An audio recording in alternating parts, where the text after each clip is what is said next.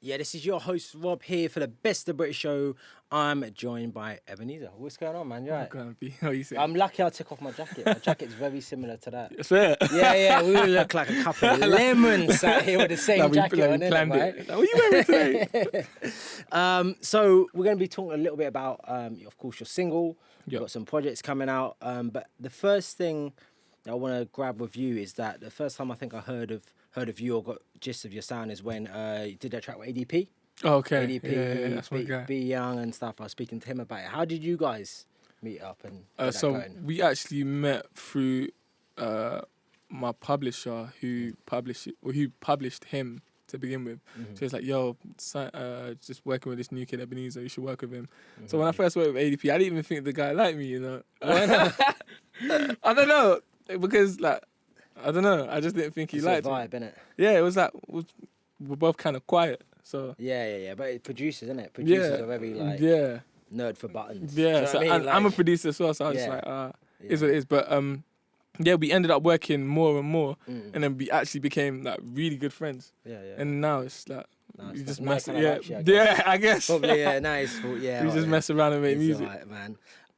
And you know, you're like you said, you're a producer, you're a songwriter as well. Yeah. Do you think it's important being a multi-skilled artist in this industry now? Definitely in this day and age, because what people don't realize in the music industry, there's a lot of factors that go into make a song. You have to get a producer. Sometimes people need help with writing, so you need a writer. You need someone to mix the song to make sure the song sounds good and cohesive and glued together, and then you need someone to master the song so the song sounds loud but it doesn't distort. There's a lot of components that go into it. So if you are skilled in doing most of it, when you only might need one or two bits, it makes your life much easier. You can control your own narrative and control your own music rather than having to depend and rely on someone or wait for someone. Is it not overwhelming though, doing it all yourself? No. Is it like less? Oh, so it's more. It's so much easier for me because I'm used to it now. I'm so used to it. Like even when it comes to recording, I don't let anyone record my vocals. No. Not that they can't record my vocals. I haven't found. There's a few people that I found that can record my vocals well. ADP being one of them, like a few others. But I just bring my laptop if I'm working with a producer. I'm like, yeah, send me the instrumental. I record right now, and I record it in front of them, and I'll send them the vocals after if they want to add more stuff to it. Blah blah. But I always do it myself. Yeah, because the thing is, right? Efficiency. Your production is good. It matches your voice. Do you know what I mean? There's a flow. Yeah. But I know artists, and I know just like random artists, individual people, whatever, and I feel like they produce their stuff, they write their lyrics and everything else. But I feel like they should maybe just focus on one thing. I feel you. Do you know what I mean? Like, feel because you. I know it's good to be able to do everything, but sometimes you can't do everything. Do you know what that is? The reason why I think that happens sometimes is because they haven't mastered that specific craft. So before I started writing, I was producing, but I was garbage. I was garbage. Everyone's garbage in the beginning. Yeah. Do you know what I mean? And then I tried to get songwriters to write songs on my beats, but they would take too long, blah, blah. So I started doing it myself. And then I was garbage to begin with. Just kept working. So now I'm good at producing and writing. I need someone to demo my songs, but people are being long again. And me being the impatient person I am, I'm like, I'll just do it myself. And then I kept doing it till I got really good at it. And then all of the three just worked in tandem. And then I just get called for like different random things. We need you to do a feature here. We need you to write for this person. We need you to produce for this person. We need you to do all three. And that's sick. Multiple streams. Yeah. Multiple streams. That's what it's about, isn't it? Really? Get the bag. That's it. Get the bag in every way. Amen. So you actually work a lot over in America as well, like internationally. You've got good Yes. relationships over there. So how does that kind of US sound influence and contribute to your music? Well, I grew up on like Jay-Z, Nas, Kanye, Drake, Big Pun, like the R&B people, Usher, like Jodeci, Candy. Those are what was played in my house. So that influenced me a lot. And I was listening to grime, like Skepta to D.E.E. to like Wiley. That's what I was listening to begin with. So I had a combination of all factors. And then my mum listened to gospel, so that really did heavily influence my music, but mainly from the American side, because I was just trying to be like my brother, and that's what he was playing. So well, now you're in that environment quite a bit, and you're working in it. Yeah. The atmosphere and the environment itself, being an artist, being a producer, is it different from before when you was just a consumer? Very. It's very different. Before when you're a consumer, you don't listen to the finer details. Like there's a lot of things that go amiss, but when you're actually making it, you pay attention to so much details. Like me, I always overpronounce things because I'm scared that people don't understand what I'm saying. Okay.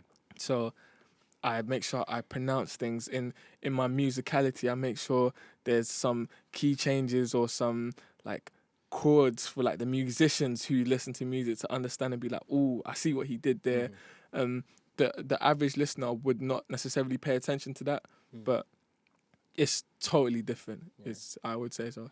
So speaking of differences, you had Bad Romance out before. You got Bad Romance 2 coming. Yes. What are the main differences we can see in that? The main difference, Bad Romantic 1 is literally, it's light. It's like, it's mellow. Yeah, it's like, I've been told I'm a bad romantic. It is what it is. Bad Romantic 2 is a much darker tone. It's like, okay, I can understand why I'm a bad romantic because of these things that have happened that make me like that. And I'm not willing to change. Well, I try to change. I try my best to be a better person, but for the music. I know. I've never heard of anyone saying they're a bad romantic. Whenever you think of romance, it's always all good. It's always all love. It's because unless you're that guy from You. Oh my days, that guy from You. Yo, he's nuts. That's bad romance. Yeah, but I wouldn't say I'm that far. I wouldn't say I'm that far gone. But the reason why I say I'm a bad romantic is because I am a romantic. I do try my best, but sometimes it just doesn't work out for whatever reason. There's just a lot of variables, and one being I'm bad with time and I'm bad with communication. So they're key, man. That communication's very key. key. Very, very key. I understand it, but it's difficult with what I do. There's no time to be. I just send a text. I can't. I'm working out here. I'm working. Like, how about you be posting on Instagram? Oh. Stress, man. That sounds stressful, man. So there's a big increase at the moment of that kind of old school R&B samples. I can think of Summer Walker and of course the Tory Lanez tape and stuff like that. Why do you think it's becoming so much so common now, like more frequent? It's because number one, they've seen the success that can come from it. Number two, the nostalgia and the feeling that these songs have given people, you can't replicate. So if you give someone that nostalgia, automatically they gravitate to it, and without even knowing that why they do. It's just because that nostalgic feeling. They're like, oh, I remember this. I feel that when I hear certain. Exactly. And then when you hear someone's own take on it, someone's flip on it, you're like, I see what you did there. I either like what you did or I didn't like what you did, but you still appreciate it. As long as it's done well, you would appreciate it. You like it. That's it. And of course, the single's called Flaws and All. Yes. Apart from being a bad romantic, what is your biggest flaw? Ooh. I would say my time and communication. I still would have to put my hand up to that. Not because I don't try to make time, it's just there's not enough hours in the day for me. I have to, if I have to give you a rundown of my day, let's say I wake up at 8 o'clock, walk my 2 dogs, I'm done at 9 o'clock, then I have to clean them, make sure they're all straight before I leave the house, and I've got a session at 11 in, like, let's say Ealing. That's like an hour drive away from where I am, so I have to shower, get prepared, hour drive, I get there at 11, the session could be running late, we could start at 12, runs over to like 6, 7, 8, after I've still got to come back, after writing, producing and mixing, I've still got to come back to my house, walk my dogs again, finish off like projects for other people. There's no time. Right. The dogs are taking a lot of your time, innit? Of course, man. They're my little boys. Like, what dogs you got? I got these 2 funny looking dogs. Like, they're small. I seen one of them's bare fluffy. Yeah. Bare fluffy, One of them's like half poodle, half Bichon. The other's half Shih Tzu, half Chihuahua. Mad. Yeah. I love one more than the other. Right, which one? I love the half Chihuahua, half Shih Tzu more. Why? because he's a good boy. I tell him sit. You're sit. a good boy. Yeah. The other one's a little demon. You're my favourite. The other one's a little demon. Just be running around tearing stuff up. I'm just like, oh. So it's good prep for kids. Yeah. So we're in that early 2020 now. What lessons did you learn in 2019 which you've now taken into this year? None. None at all? None. I'm joking. Lessons I learned were to be more patient. Because I'm very impatient, it's difficult for me to just sit still and then wait for when someone's like, this is coming, like, just wait for it. And I'm like, no, I need it now. I wasn't necessarily enjoying the journey because I was too impatient. I wanted things of haste. So now I'm just taking time to be patient and enjoy the journey and see the fruits of my labor. Because I never, ever celebrated anything. Never celebrated birthdays, never celebrated Christmas.